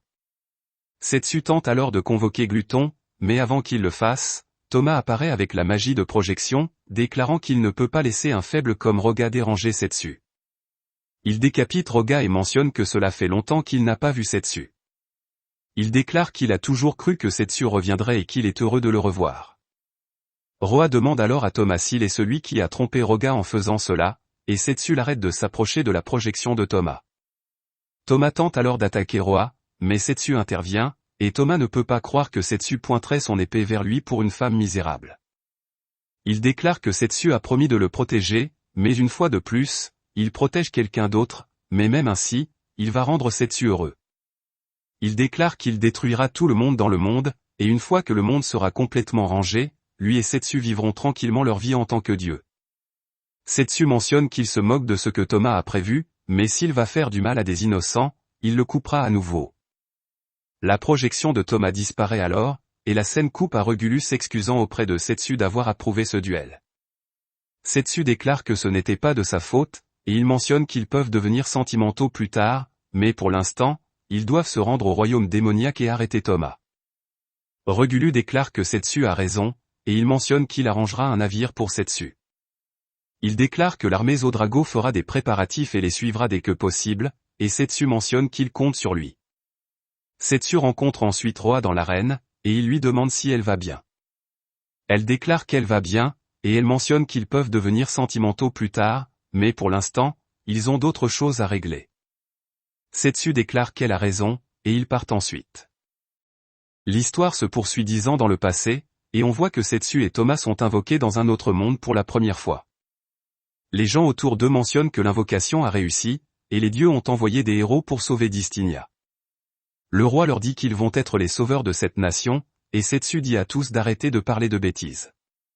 Il déclare qu'il n'a jamais accepté d'être un héros, et qu'ils ont simplement atterri ici sans avoir aucune idée de ce qui se passe, et qu'ils ne devraient pas décharger leurs problèmes sur eux. Le roi lui demande alors son nom, et Setsu se présente. La scène coupe ensuite sur Setsu s'entraînant, et Thomas lui demande comment il peut rester si calme après avoir été largué dans un monde aussi chaotique. Setsu déclare que ce monde a des monstres, des démons et d'autres types de bêtes, et qu'ils doivent être forts pour se protéger. Thomas déclare qu'il ne peut pas penser ainsi, et qu'il a peur d'aller à la guerre dans ce monde étranger. Setsu déclare que se plaindre ne changera rien, car ils sont déjà là, et Thomas mentionne que ce n'est pas juste pour eux de risquer leur vie à combattre la guerre de quelqu'un d'autre. Setsu déclare qu'il le sait, mais cela ne justifie pas de ne rien faire à ce sujet. Setsu mentionne ensuite qu'ils devraient faire de leur mieux pour survivre, car ils sont dans le même bateau, et il déclare qu'il est sûr que les choses s'arrangeront tant qu'ils resteront en vie. Plus tard, Setsu déclare que tous les deux devraient mettre fin à cette guerre, et Thomas pense que c'est impossible. Il déclare qu'il n'y a rien qu'il puisse faire pour arrêter une guerre en cours, et il mentionne qu'il n'est pas fort comme Setsu. Setsu déclare qu'ils ne sauront pas si c'est possible tant qu'ils n'auront pas essayé, et il mentionne qu'ils n'ont eu que l'un l'autre depuis qu'ils sont venus dans ce monde, donc d'une certaine manière, ils sont comme des frères de la même ville natale. Il mentionne qu'il protégera Thomas, et ils promettent ensuite d'arrêter la guerre. La scène coupe ensuite sur Setsu se préparant à quitter le château, et il mentionne qu'il est devenu assez fort, mais qu'il devra voir le monde de ses propres yeux pour arrêter la guerre. Thomas déclare qu'il a encore peur, mais qu'il s'entraînera dur et deviendra assez fort pour arrêter la guerre. Ils promettent ensuite de se retrouver une fois qu'ils seront devenus de vrais héros, et Setsu rejoint Elka et les autres, et ils partent pour leur voyage. Des années passent, et Thomas reçoit le titre de chevalier pour ses exploits au combat. Il se voit attribuer l'honoris causa de héros d'argent, et il accepte le titre. Plus tard, les soldats sous son commandement le félicitent pour avoir été adoubé, et il mentionne qu'il deviendra bientôt général. Thomas déclare que c'est encore trop tôt pour ça, et il pense alors qu'il s'est rapproché d'un pas de sa promesse avec Setsu, et il croit qu'il peut mettre fin à cette guerre s'il continue à devenir plus fort, à la fois personnellement et politiquement. Il déclare ensuite qu'il avancera pour réaliser son rêve, et il demande à ses soldats s'ils sont prêts à mourir pour lui. Les soldats déclarent qu'ils le sont, et ils partent alors pour le champ de bataille. La scène coupe ensuite sur une bataille en cours, et Thomas et ses soldats entrent dans un temple. Thomas dit à ses soldats de ne laisser personne s'échapper, car sinon ce seront eux qui mourront ensuite. Thomas tue ensuite tout le monde à l'intérieur du temple, et il se demande ce que c'est que cet endroit. Il remarque une statue décapitée exposée au milieu, et il remarque ensuite des prêtres qui essaient de se cacher. Il se rend des supplies pour leur vie, mais Thomas ne les épargne pas, et l'un de ses soldats l'informe ensuite que le temple a été vidé. Thomas lui dit de réorganiser les survivants et de partir immédiatement, et il entend alors une voix lui dire qu'elle peut voir à l'intérieur de son cœur. Thomas essaie de l'ignorer, mais la voix continue et mentionne qu'elle peut voir ses secrets les plus profonds, et ses véritables désirs, et elle les lui accordera. Cela suscite l'intérêt de Thomas, et il pense à son vrai désir tout en se souvenant de Setsu. La voix dit alors à Thomas de saisir le collier dans la statue pour accomplir ses désirs, et Thomas s'en empare. La scène coupe ensuite sur Thomas sur un autre champ de bataille, et on voit que tous ses soldats sont morts. Il se souvient de son temps avec les soldats, et il pense qu'il doit combattre plus d'ennemis et accomplir ses rêves. Un messager arrive alors, et il mentionne qu'une trêve a été déclarée au nom de la paix. Il déclare que toutes les forces doivent cesser les hostilités, et il mentionne que la délégation des dirigeants qui signeront le traité passera bientôt par cette région. Il déclare que leur prochaine mission est d'assurer leur sécurité, et Thomas remarque que Setsu est également assis parmi la délégation des dirigeants. Setsu remarque également Thomas, et Thomas se demande ce que Setsu fait ici. Ensuite, les dirigeants signent le traité de paix, et Glin dévoile le monument pour commémorer cette paix, espérant qu'elle durera pour l'éternité. Tout le monde célèbre ensuite la fin de la guerre, et Thomas vient alors parler avec Setsu. Il mentionne que Setsu est incroyable d'avoir mis fin à cette guerre, et Setsu déclare qu'il est juste allé dans différents endroits et a fait ce qu'il voulait. Il mentionne que ce n'était rien de spécial, et Thomas déclare qu'il n'aurait jamais pu faire quelque chose comme ça. Setsu mentionne que Thomas est aussi devenu une personne importante maintenant, et Thomas essaie de lui dire que c'était la seule façon de tenir leur promesse, mais il est interrompu par Elka et les autres. Ils invitent Setsu à la fête, et Setsu laisse Thomas y aller. Thomas arrête ensuite Setsu, et il mentionne qu'il est aussi allé dans différents endroits de ce monde, et dans un temple, on lui a dit que son souhait pouvait être exaucé. Il demande alors à Setsu s'il veut retourner dans leur ancien monde avec lui, et il déclare qu'il a trouvé un moyen d'y retourner. Setsu déclare qu'il ne veut pas y retourner, et il mentionne qu'il y a beaucoup plus d'endroits à voir dans ce monde maintenant que la guerre est terminée, et il déclare qu'il peut enfin commencer son aventure heureuse dans un autre monde. Cela énerve Thomas, et il se demande pourquoi Setsu lui dirait quelque chose comme ça. La voix du collier demande alors à Thomas s'il ressent le désespoir, et Thomas pense que Setsu ne peut pas le laisser seul à nouveau. Il mentionne qu'il comprend tout maintenant, et il déclare qu'il détruira tout ce qui se mettra en travers de leur chemin. Il déclare qu'il détruira les humains, les démons et les hommes bêtes, et ensuite Setsu reviendra à la normale. Il mentionne que Setsu doit lui prêter attention, à lui seul, et il attaque ensuite Setsu, et Setsu se défend. Ils échangent ensuite des coups, et Thomas déclare qu'il tuera les gens qui ont essayé de séduire Setsu. Il mentionne que le monde n'a besoin de personne d'autre que tous les deux, et la collision de leur prochaine attaque crée une énorme vague d'énergie qui les fait disparaître tous les deux. La scène coupe ensuite sur Thomas au temple, où il a trouvé le collier, et il pense qu'aucun de ses vœux ne s'est jamais réalisé. Il pense ensuite qu'il se sent fatigué maintenant, et il déclare qu'il a été seul jusqu'au bout. Le joyau montre alors à Thomas des personnes qui subissent des expériences, et il remarque que les expériences auxquelles elles sont soumises sont brutales. On voit que Kuroinu et Amel sont également dans cette installation, et ils souffrent également des expériences qui leur sont infligées. Ils pensent tous qu'ils ne peuvent pas supporter plus d'expériences, et ils pensent qu'un jour ils vont s'échapper de cet endroit. Ils se demandent s'il n'y a pas de place pour eux de vivre dans ce monde, et ils pensent que s'ils ne sont pas autorisés à vivre ou mourir dans ce monde, il aurait été préférable de ne jamais être nés. En voyant tout cela, Thomas ne peut pas croire qu'il y a d'autres personnes comme lui dans ce monde, et il pense qu'il va les sauver tous. Ensuite, Thomas attaque le bâtiment où ils sont retenus captifs, et les scientifiques s'enfuient en laissant les sujets d'essai derrière. Thomas démolit ensuite le bâtiment, et il dit aux sujets d'essai qu'ils sont maintenant tous libres. Il leur demande de se joindre à lui pour détruire ce monde plein de désespoir, et ils le rejoignent tous. Il déclare qu'ils ont tous été rejetés par ce monde, et ensemble, ils le changeront pour le mieux. L'histoire revient ensuite au présent, et Thomas déclare que ses blessures sont complètement guéries. Il demande à ses camarades s'ils sont prêts à devenir des dieux de ce monde, et on voit que Thomas est prêt pour une guerre avec une grande flotte de navires. L'histoire continue avec les navires dystiniens se dirigeant vers le continent démoniaque, et tout le monde est anxieux à l'approche de la bataille imminente. Nous voyons que les étudiants invoqués de l'autre monde participent également à cette guerre, accompagnés de Glin et des autres. Un soldat déclare alors qu'ils approcheront bientôt des terres, et le général dit aux soldats que cette guerre est sur ordre de leur grand roi, et qu'ils doivent enseigner aux démons la véritable puissance des humains. Tia déclare ensuite qu'elle peut sentir une trace du pouvoir magique de Thomas, et il ne fait aucun doute qu'il est sur ce continent. Elle affirme que leur véritable ennemi n'est pas la nation démoniaque, mais Thomas, et Glin dit que le général et les autres sont excités, et même s'ils essayaient de leur dire que Thomas est derrière cela, ils les traiteraient probablement d'espions. Elka déclare qu'ils vont simplement commencer une guerre inutile de cette manière, et Glin se demande s'ils ont reçu des nouvelles de Setsu. Yui déclare que Setsu fait probablement de son mieux pour arrêter cette guerre, et elle se souvient du moment où Setsu lui a parlé de son passé. Elle se souvient que Setsu a promis de mettre fin à cette guerre, et elle dit à Glin et aux autres qu'elle croit en Setsu. Elka déclare ensuite que tout ce qu'ils peuvent faire, c'est gagner du temps jusqu'à ce que Setsu arrive, et Tia dit à Yui qu'ils doivent éviter les pertes autant que possible dans cette guerre. Elle mentionne que Yui devrait croire en elle-même, et ils promettent tous de retrouver la paix qu'ils avaient autrefois.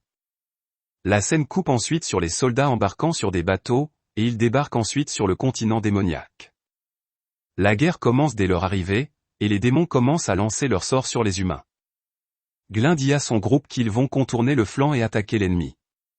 Le général dit ensuite aux mages humains de commencer à tirer, et les mages humains lancent leurs sorts magiques pour abattre le mur fortifiant la défense des démons. Les démons tentent de protéger leur mur de fortification, mais ils échouent après de nombreuses volées de sorts des humains, et les humains abattent le mur. Les humains envahissent ensuite le camp démoniaque, et Glin entre dans le camp par le flanc. Tia dit aux étudiants invoqués de l'autre monde de ne pas poursuivre les ennemis blessés, et Elka déclare qu'ils attendront que l'ennemi concentre son attention sur le front, puis ils chargeront d'un coup. Les étudiants comprennent, et Elka se lance alors dans l'attaque contre les démons. Les étudiants sont confus sur ce qu'ils devraient faire, car c'est la première fois qu'ils combattent dans une guerre, et ils pensent alors qu'ils n'ont pas le choix, car il s'agit d'une situation de tuer ou être tué, et ils se lancent dans la bataille. Une des filles est laissée derrière, et elle demande à tout le monde de ne pas la laisser, et un soldat démon l'attaque. Yui arrive alors, et elle sauve la fille en utilisant la magie du feu. La fille s'excuse auprès de Yui de s'être perdue dans ses pensées, et Yui déclare qu'elle n'a pas besoin de s'excuser car elle peut comprendre qu'elle doit avoir peur, et elle lui demande de ne pas se pousser trop fort. Les démons tentent ensuite de battre en retraite en remarquant qu'ils perdent la guerre, et Yui remarque alors que certains de leurs camarades de classe sont sur le point de tuer un démon.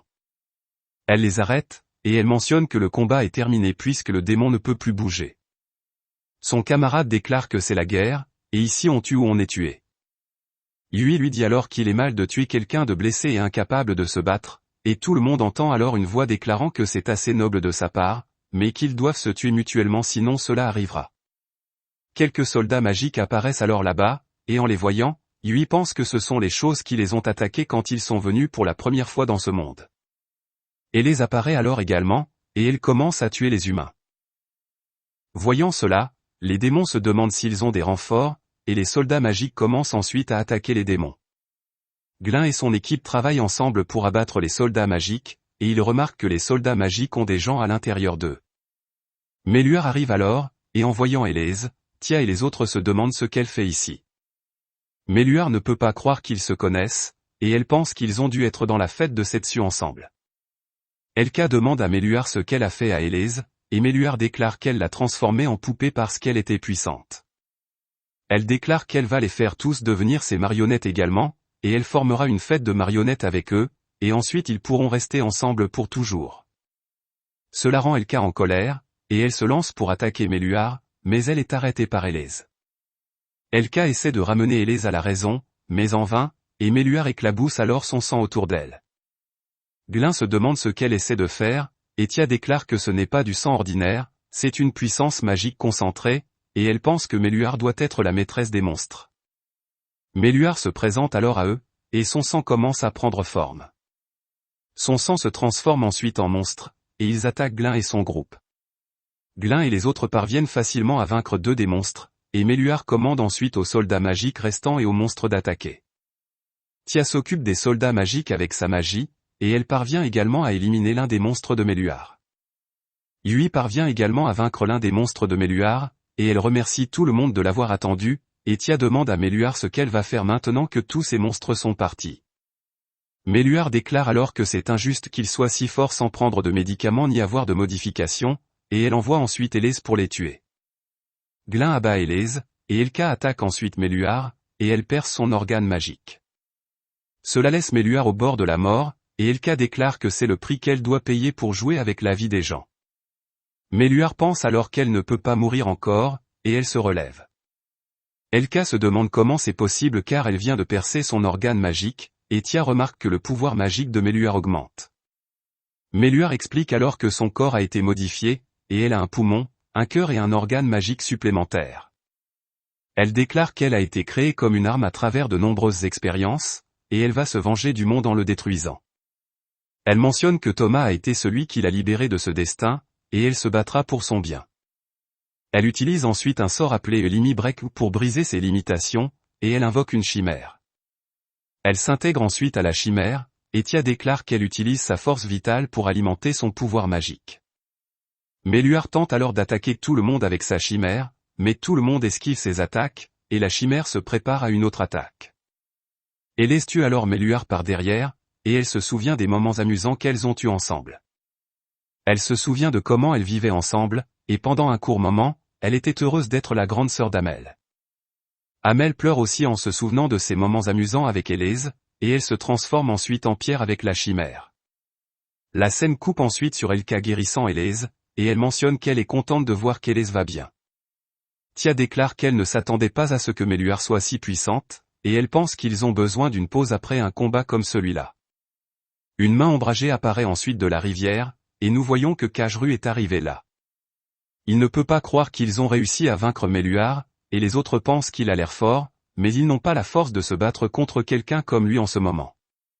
Yui déclare qu'elle va combattre Kajru, et Tia suggère que Yui devrait se retirer car Kajru semble vraiment fort.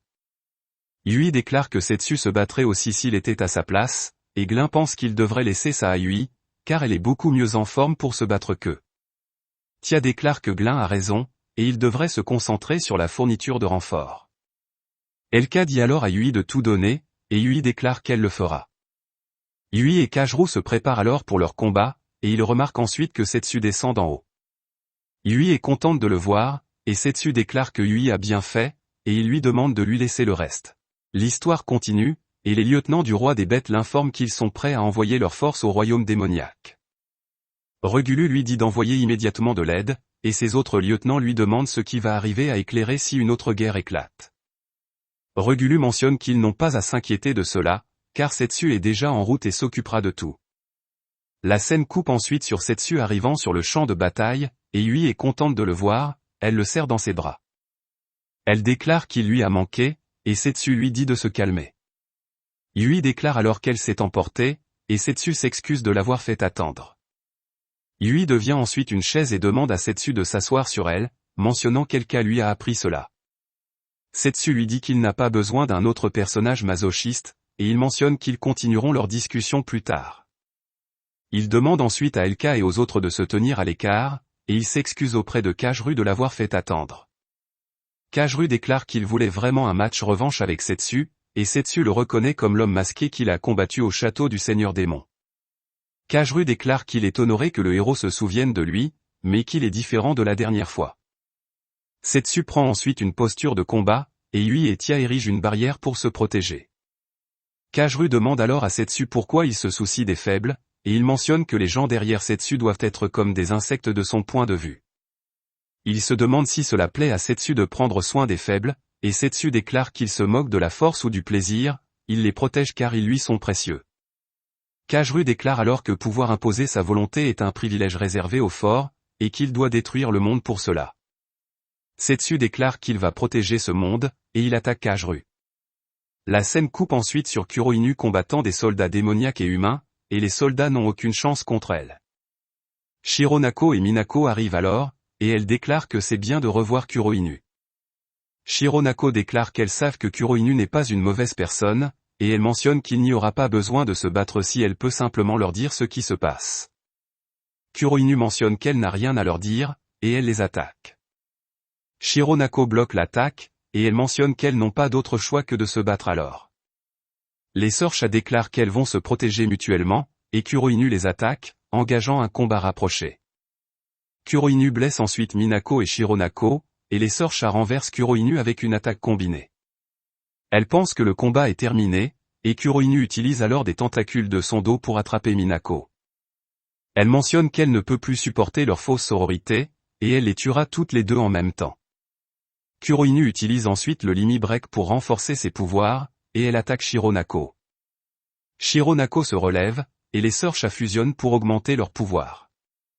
Elle mentionne que c'est leur pouvoir secret, et Kuroinu déclare que deux chats inutiles fusionnant n'y changeront rien, remarquant que les pouvoirs des sœurs Sha ont explosé. Kuroinu attaque ensuite les sœurs Sha, et elles utilisent leur attaque de bête de vent pour la contrer. L'attaque des sœurs Sha s'avère plus puissante, ce qui met Kuroinu à terre. Kuroinu déclare qu'elle ne peut pas abandonner maintenant, sinon elle ne pourra pas se regarder en face.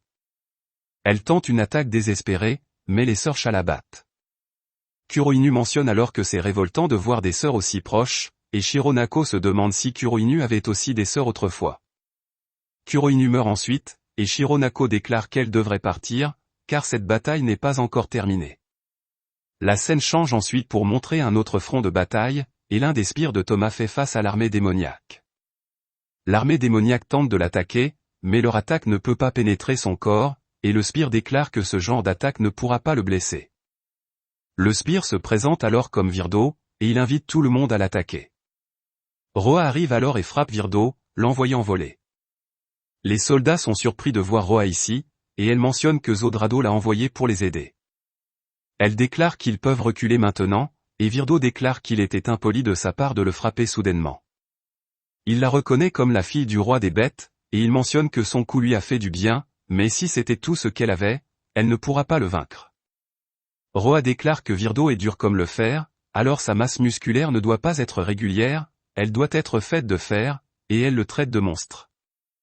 Virdo déclare qu'il a été créé par les humains, et son corps est le résultat d'années de torture et d'expérimentation, mais cela l'a rendu fort, et il a été sauvé par Thomas. Roa déclare ensuite que Thomas essaie de détruire le monde sur la base d'une illusion, et Virdo mentionne qu'il n'y a rien de mal à cela car les forts peuvent faire ce qu'ils veulent. Il déclare que c'était la même chose pour Ruga, ce qui met Roa en colère. Elle attaque Virdo, déclarant qu'il ne peut pas parler de Ruga car il ne le connaissait pas. Elle déclare qu'elle commençait à le plaindre pour les expériences qu'il avait dû subir, mais maintenant elle sait qu'il est aussi perturbé mentalement. Roa se présente alors et déclare qu'elle va le broyer pour avoir joué avec la fierté des hommes bêtes. Elle déclare qu'elle va continuer à le frapper jusqu'à ce qu'il craque, et Virdo déclare que les idiots sont mignons, mais qu'il doit la tuer maintenant. Virdo entoure alors Roa de sable de fer, mentionnant que son véritable pouvoir est de contrôler la forme ou la taille de son corps. Il convertit ensuite son corps en balle de fer et attaque Roa de tous les côtés. Il se demande ensuite si elle est déjà morte, et déclare que la fierté n'a pas de sens, essayant de partir. Roa l'arrête et déclare qu'il n'y a rien de plus important que d'avoir de la fierté pour protéger ce qui est important. Elle déclare qu'elle est prête à risquer sa vie pour protéger cette fierté, puis charge directement Virdo et le frappe. Virdo pense avoir entendu des histoires selon lesquelles ceux de la lignée du roi des bêtes peuvent brûler leur vie pour abattre leurs ennemis avec eux, et il durcit son corps encore plus. Roa continue alors de frapper Virdo, parvenant enfin à percer son armure dure. Virdo déclare que son corps ne peut pas perdre face à une brute qui parle de fierté, puis utilise des pointes pour attaquer Roa. Roa casse les pointes et perce le corps de Virdo. Roa déclare qu'il n'est pas question que la fierté des hommes bêtes soit battue par autre chose, puis elle s'effondre. Virdo utilise ensuite ses dernières forces pour guérir Roa, déclarant que regarder une idiote aussi droite lui donne envie de faire quelque chose de fou lui-même. Virdo tombe ensuite, et Roa se demande pourquoi quelqu'un comme lui sert Thomas. Virdo déclare que personne d'autre n'accepterait un monstre comme lui, et il mentionne qu'il aime juste les beaux mecs. Il déclare que Roa et sa fierté idiote devraient continuer à vivre, et Roa mentionne qu'elle portera sa fierté avec la sienne. La scène coupe ensuite sur Setsu combattant Kajru, et ils croisent le fer l'un avec l'autre. Kajru utilise ensuite son pic d'ombre pour immobiliser Setsu, et Setsu brise son sort pour se défendre. Setsu déclare que Kajru sait peut-être maintenant qu'il ne peut pas le battre, et qu'il devrait juste abandonner et appeler Thomas. Kajru utilise ensuite le Limi Break pour dépasser ses limites, déclarant que c'est son vrai pouvoir appelé le Skihamur. Il déclare qu'il est prêt à risquer sa vie pour vaincre Setsu, et Setsu l'attaque. Mais son attaque n'a aucun effet, et Kajru déclare que cette armure d'ombre absorbe toute l'énergie. Kajru attaque ensuite Setsu, et Setsu déclare qu'il va trancher à travers l'armure protectrice de Kajru. Setsu utilise ensuite une attaque puissante appelée Flying Sword Zetsu, ce qui parvient à briser l'armure de Kajru. Setsu déclare alors que Kajru devrait se rendre où il va mourir, et Kajru déclare qu'il n'aura plus aucun but dans la vie s'il perd. Il déclare que Setsu ne le comprendra jamais car il vit dans la lumière, et il mentionne qu'ils n'ont été créés que pour se battre, et le champ de bataille est là où ils prospèrent. Il déclare que leur seule rédemption est de résister à ce monde jusqu'à leur dernier moment, et il charge Setsu. Setsu l'attaque, le battant. Kajru le remercie pour un combat final merveilleux, et la scène change pour montrer que tous les sbires de Thomas sont morts. Il mentionne que c'est le moment du final, et il se dirige vers le château du Seigneur Démon. Setsu remarque ensuite l'énergie de Thomas venant du château du Seigneur Démon, et il pense que c'est le moment du combat final. L'histoire se poursuit avec Léviathan arrivant au château du Seigneur Démon, et elle demande à Deza si elle va bien. Deza déclare qu'elle va bien, et les trois forces magiques puissantes sur le champ de bataille ont disparu. Elle pense que ce sont probablement les sbires de Thomas, et elle affirme que le cours de la bataille va maintenant pencher en leur faveur. Léviathan pense que cela signifie que Setsu est arrivé à temps, et Thomas arrive alors, mentionnant que rien ne va changer parce qu'il est là. Thomas déclare qu'il va leur apprendre ce qu'est le désespoir et leur dit de résister autant qu'ils le veulent. La scène passe ensuite à Setsu arrivant au château du Seigneur Démon, et il remarque que Thomas a blessé Deza et Léviathan. Thomas mentionne qu'il savait que Setsu viendrait, mais cela le rend toujours jaloux de le voir réellement arriver. Setsu attaque alors Thomas, et Thomas se défend. Setsu déclare qu'il n'y a plus de sens à parler, et Thomas mentionne qu'ils peuvent parler autant qu'ils veulent quand le monde sera détruit et qu'ils seront les seuls restants. Setsu attaque Thomas, et il se verrouille en duel. Thomas attaque ensuite Setsu avec une lance de lumière, et Setsu dévie l'attaque. En voyant la destruction causée par celle-ci, Léviathan et Deza pensent qu'ils sont sur un tout autre niveau. Thomas déclare ensuite qu'il devrait maintenant se battre sérieusement, et il attaque Setsu avec plusieurs lances de lumière, que Setsu contre-attaque avec son épée volante Zetsu. Thomas utilise ensuite le même mouvement sur Setsu, le blessant. Thomas pense que Setsu a perdu de sa superbe, et Setsu désarme ensuite Thomas, jette son épée et a une bagarre à main nue avec lui, le blessant dans le combat. Thomas pense qu'il a baissé sa garde et qu'aucun d'entre eux ne veut prolonger cela, alors il devrait accélérer le rythme. Thomas utilise ensuite la magie pour transformer son épée en un pistolet et l'utilise pour attaquer Setsu. Setsu esquive l'attaque, qui détruit une montagne au loin. Setsu pense qu'il ne peut pas laisser Thomas tirer ça partout, et il le frappe. Thomas continue ensuite de tirer sur Setsu, qui esquive ses attaques. Voyant que ses attaques n'atteignent pas Setsu, Thomas transforme son arme en mitrailleuse et essaie de frapper Setsu, qui se défend avec une barrière magique. Setsu invoque ensuite son épée glouton et dévore les balles magiques tirées par Thomas avec l'épée. Setsu rassemble ensuite son énergie et tire 2 Zetsus d'épée volante sur Thomas. Thomas déclare ensuite que l'épée de Setsu est une nuisance, et les amis de Setsu arrivent sur les lieux du combat. Setsu est heureux de voir qu'ils sont tous sains et saufs, et il demande à Thomas de se rendre. Thomas se souvient alors des moments partagés avec Setsu, de la promesse que Setsu lui a faite, et il se renforce. Setsu pense que ce pouvoir ne vient pas de Thomas, et il pense que cela doit être le pouvoir du joyau que Thomas avait. Thomas déclare ensuite qu'il devrait régler tout cela une fois pour toutes, et il affirme qu'il montrera à Setsu le pouvoir qu'il peut obtenir en sacrifiant sa vie. Léviathan pense qu'elle n'a jamais vu un pouvoir comme celui-ci, et Thomas utilise ensuite la rupture de limite pour renforcer ses pouvoirs. Il déclare qu'il devrait en finir, et il devrait arrêter le désespoir de se propager plus loin à travers ce monde. La scène passe ensuite à Thomas et Setsu dans un combat acharné, et Thomas se demande si fuir est tout ce que Setsu peut faire en ce moment. Thomas continue d'attaquer Setsu, et Setsu continue d'esquiver, pensant qu'il ne peut pas s'approcher de Thomas comme ça. Elka se demande comment quelqu'un est sens. Et combattre dans cette situation, et Glin pense qu'ils ne peuvent même pas compter sur le fait que Thomas va manquer de munitions. Thomas essaie alors d'attaquer les amis de Setsu, et Setsu absorbe l'attaque avec son épée, et ses amis se défendent des tirs dispersés en utilisant une barrière. Setsu attaque ensuite Thomas pour créer un écran de fumée et utilise son épée volante en tir rapide. Thomas ne peut pas se défendre contre cette attaque, et Setsu le tranche, et Thomas tombe. Thomas se souvient alors des moments partagés avec Setsu, et sa vie défile devant ses yeux. Thomas pense qu'il ne peut pas perdre en ce moment, et il se renforce encore plus, et son arme évolue également. Thomas attaque alors Setsu, et Setsu se défend avec une barrière, mais la barrière n'est pas assez puissante, et l'attaque touche Setsu. Thomas pense alors qu'il a vaincu Setsu, et Setsu ne peut pas se relever. Thomas pense alors qu'il avait raison, et que ce monde doit être détruit. Setsu se relève alors et mentionne que Thomas est devenu plus fort, mais il ne pourra pas le vaincre tant qu'il ne récupérera pas les choses qui étaient importantes pour lui. Setsu utilise ensuite la magie dimensionnelle, et Thomas ne peut pas croire que Setsu a encore la force de le faire. Setsu utilise ensuite une attaque appelée Heurtiter, et l'attaque engloutit Thomas.